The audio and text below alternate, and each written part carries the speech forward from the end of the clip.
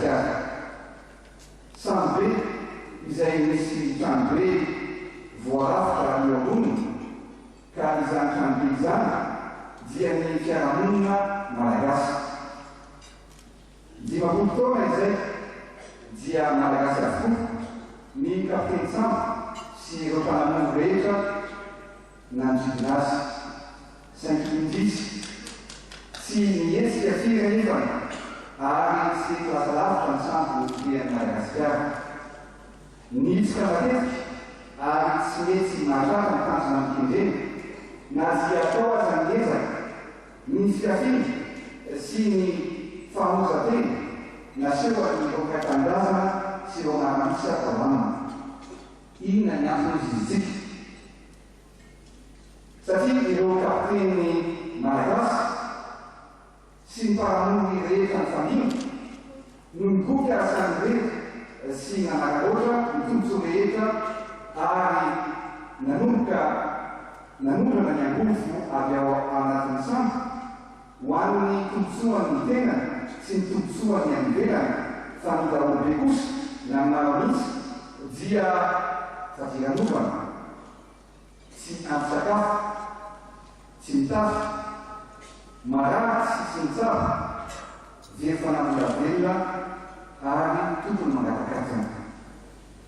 Ary dia mitotro ny maro misy atao anatin'izany.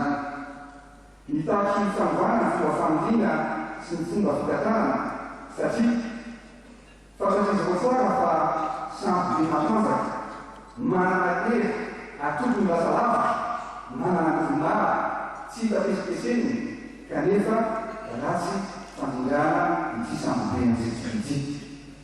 Fandrozy sy ny atambo hita tao eo amboniny no any maro misy dia tsy inona fa nanao tapony tapoka ka miady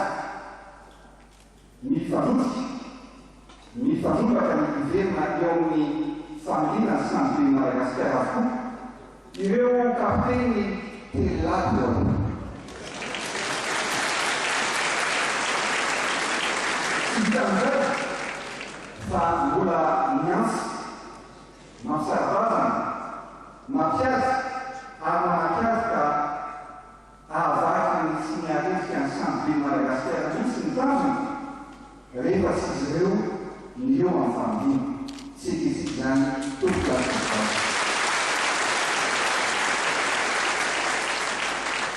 ny finoko nefa ny dia tsy fompo-zarana antsika ny hoany satria tsy mino aho hoe ao anatin'ny eritseritra na ny fampisan-kely no ahafahantsika amany olana fa kosa ny araiky ny ray aman-dreny sy ny mpanao politika dia ny manisy lahatra ny vahoaka ny mampay malagasy fa tsy ny mampiady na mampizarazara satria ny ray malagasy mipetraka ny fantarina hoe aiza ilay fampiavanana, aiza ilay fampiavanana ilatsika ateraka eto amin'ny firenentsika. Ary tokony lopaka tanteraka amin'ny fandraisana andraikitra ny tsirairay avy ao anatin'ny fifanajana satria ilaina ny fifanajana eto amin'ny firenentsika.